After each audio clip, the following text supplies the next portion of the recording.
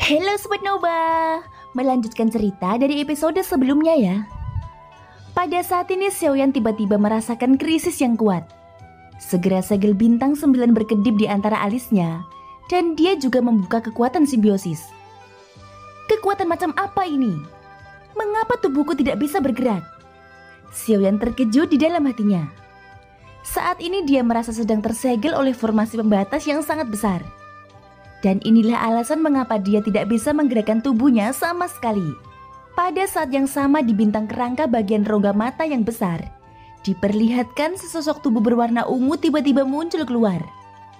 Sosoknya langsung terbang dengan kecepatan penuh. Arah kemana dia pergi juga menuju ke tempat Xiaoyan. Meskipun Xiaoyan sudah menggunakan kekuatan jiwanya untuk mengidentifikasi segala sesuatu di sekitar, namun selain bau aneh yang terpancar dari peti mati, dia tidak merasakan keberadaan kuat lainnya. Sekarang tubuhnya tiba-tiba saja tidak bisa bergerak tanpa bisa dijelaskan. Sementara aura pada tubuh leluhur berwajah belang itu semakin melonjak. Bahkan paksaan yang memancar darinya semakin kuat. Jelas sebelumnya dia hanya berpura-pura cupu. Bagaimanapun eksistensi yang bisa menjadi leluhur, seperti dia sudah layak dianggap sebagai monster tua.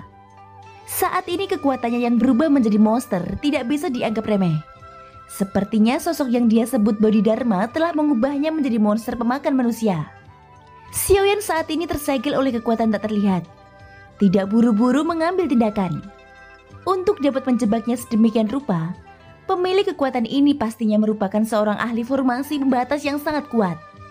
Memang benar ada yang aneh dengan sekte boneka dewa ini. Aku khawatir ada keberadaan tersembunyi yang sangat kuat di sini. Gumam Xiaoyan. Dengan kekuatannya sendiri, mungkin dia tidak dapat memecahkan formasi pembatas ini. Dan sepertinya dia harus mengandalkan tahanan roh untuk mengambil tindakan. Menelan tubuh keabadian fisik. Hehehe, itu pasti sangat lezat. Leluhur berwajah belang berkata dengan suara aneh. Xiaoyan melihat kepala dengan 8 kelopak terus bertambah besar. Sepertinya dia berniat melahap tubuhnya. Meskipun demikian, Xiaoyan tidak panik sama sekali. Setelah bergabung dengan klon Yuanzhen dan membuka kekuatan simbiosis, bukan perkara yang mudah untuk melenyapkannya sepenuhnya. Kekuatan simbiosis ini memungkinkannya secara langsung memiliki hubungan dengan makhluk di bintang ini. Jadi jika mereka ingin membunuh Xiaoyan, itu setara dengan membunuh seluruh bintang ini. Yang artinya akan membutuhkan upaya panjang untuk benar-benar menguras vitalitas kehidupan Xiaoyan. Selain itu, Xiaoyan merasa bahwa ancaman yang sebenarnya bukan berasal dari leluhur berwajah belang. Sebaliknya keberadaan misterius yang menciptakan formasi pembatas ini. Benar saja, dia akhirnya menunjukkan dirinya sendiri. Xiaoyan tiba-tiba menoleh ke samping. Sesosok tiba-tiba datang dengan kecepatan tinggi, menghantam tubuh leluhur berwajah belang yang dia kira akan mendapatkan Xiaoyan. Segera tubuhnya langsung terpental dan jatuh ke tanah dengan keras. Kemudian sosok ungu muncul tepat di depan Xiaoyan. Fitur wajahnya terdistorsi dan tidak rata. Dan sosok ini adalah Bodhidharma yang disebutkan oleh leluhur berwajah belang sebelumnya. Saat sosok ungu ini muncul, itu benar-benar membuat jantung Xiaoyan berdetak kencang. Kau yang menyebabkan semua ini. Suaranya terdengar serak dan menyeramkan. Itu seperti keluar dari tenggorokan yang kering. Melihat Xiaoyan tidak menjawab, sosok Bodhidharma mengerutkan keningnya. Dia langsung menghantam perut Xiaoyan tanpa peringatan apapun. Boom! Karena tubuh Xiaoyan tersegel oleh kekuatan tak terlihat, tubuhnya tidak bergerak biarpun pukulan ini menimpanya. Hari ini berapa banyak murid yang hilang dari sekte boneka dewa? Berapa banyak boneka dewa yang kau hancurkan? Semua kerugian ini harus dibayar dengan nyawamu. Sosok ungu bernama Bodhidharma mendengus dingin.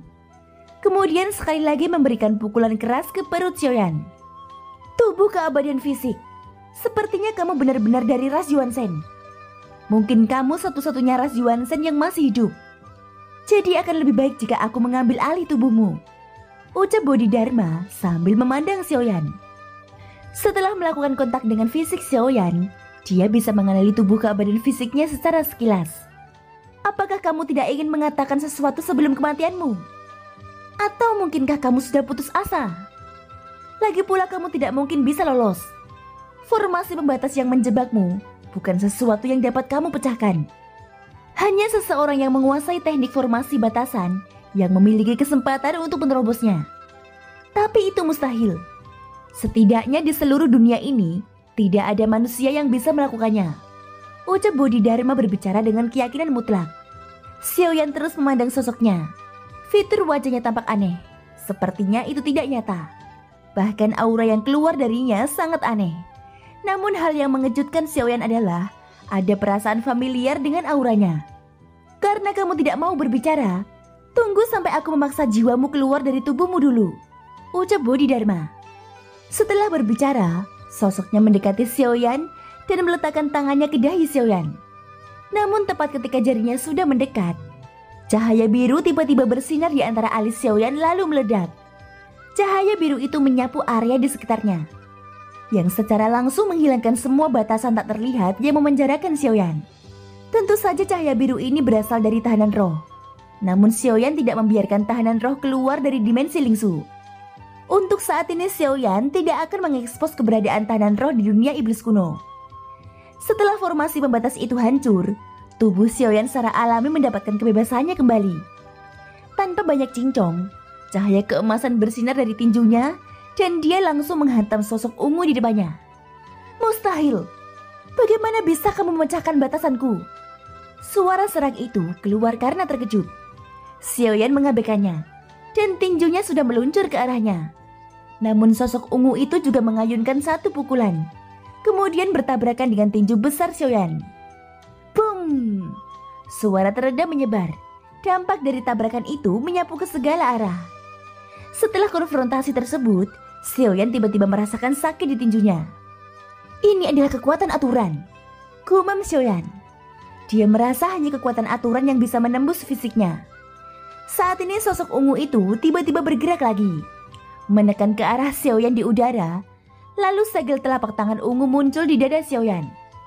Xiaoyan tiba-tiba merasakan dengungan hebat yang sangat menyengat di benaknya.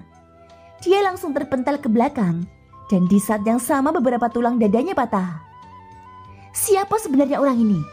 Selain kekuatannya yang kuat, dia juga memiliki kekuatan jiwa yang sangat kuat. Xiaoyan merasa terkejut dengan apa yang baru saja terjadi.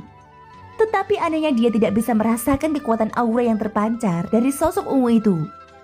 Namun jika dilihat dari luka di tubuhnya, sosok ungu di depannya setidaknya adalah keabadian dewa. Hei, pria kejam 1000 pisau. Kamu bukan tandingannya. Dalam hal ini biarkan aku keluar. Biarkan aku memberinya pelajaran. Cukup izinkan tuan ini muncul sejenak. Suara tahanan roh tiba-tiba terdengar di benak Xiaoyan. Namun Xiaoyan mengabaikannya. Dia merasa masih bukan keputusan yang bijak mengekspos tahanan roh. Saat ini tahanan roh telah melihat Bodhidharma. Entah kenapa dia tiba-tiba memiliki keyakinan untuk mengatasinya. Hanya saja dia dipenjara lagi oleh Xiaoyan di dimensi Lingsu. Bagaimanapun roh dunia iblis kuno sedang mengincarnya. Mereka sangat membutuhkan kekuatan tahanan roh untuk memperbaiki penghalang dunia. Selama tahanan roh berada di dimensi Lingsu, Xiaoyan percaya bahwa bahkan roh dunia iblis kuno tidak dapat merasakan keberadaannya. Pada saat ini tubuh Xiaoyan kembali berdiri. Tinjunya yang dipenuhi cahaya keemasan meraung dan tubuhnya berubah menjadi ribuan kaki. Namun saat Xiaoyan hendak menunjukkan kekuatannya, tiba-tiba sosoknya kembali terguncang tanpa alasan. Formasi pembatas yang baru saja dihancurkan tiba-tiba muncul kembali dan menguncinya lagi. Ketika Xiaoyan terhenti di udara, sosok Bodhidharma langsung menyerangnya dan menghantam dadanya dengan keras. Segera lubang berdarah muncul di dada Xiaoyan yang menyebabkan darah emas muncrat ke belakang. Pria kejam 1000 pisau, sudah kukatakan biarkan tuan ini yang mengurusnya. Dia bukan orang kuat biasa. Dia adalah bagian dari tubuh asliku, ucap tahanan roh. Begitu pernyataan ini keluar, wajah Xiaoyan langsung mengungkapkan keterkejutan. Pantas saja sosok ungu ini sangat hebat dalam hal formasi batasan. Dan Xiaoyan benar-benar kesulitan melawannya. Nama asli tahanan roh adalah Dajil. Dan sosok ungu itu disebut Bodhidharma. Setelah berpikir beberapa saat, Xiaoyan menggertakkan giginya dan memilih setuju kepada tahanan roh. Kalau begitu aku akan memberimu waktu setengah batang dupa untuk menyelesaikannya, ucap Xiaoyan. Alis Xiaoyan berkilat, lalu tahanan roh langsung muncul di depan Xiaoyan. Ketika tahanan roh itu muncul, sosok Bodhidharma di depannya langsung terkejut lalu berteriak ketakutan. Tubuhnya berbalik, siap untuk melarikan diri. Yo, di mana kamu akan melarikan diri? Suara tahanan roh terdengar. Mata besarnya memancarkan cahaya biru yang menyelubungi sosok Budi Dharma. Saat berikutnya semua fitur di wajahnya tampak meleleh. Di bawah cahaya biru tahanan roh, seluruh tubuh Budi Dharma mencair dan berubah menjadi sebuah lengan. Namun pada saat ini dari lengan itu, seberkas cahaya langsung melesat ke arah alis Xiaoyan. Thank you guys sudah mendengarkan ceritaku di episode kali ini sampai akhir. Ikutin terus kelanjutan episode-episode berikutnya ya. Semoga hari kalian menyenangkan. Sampai jumpa dan bye-bye.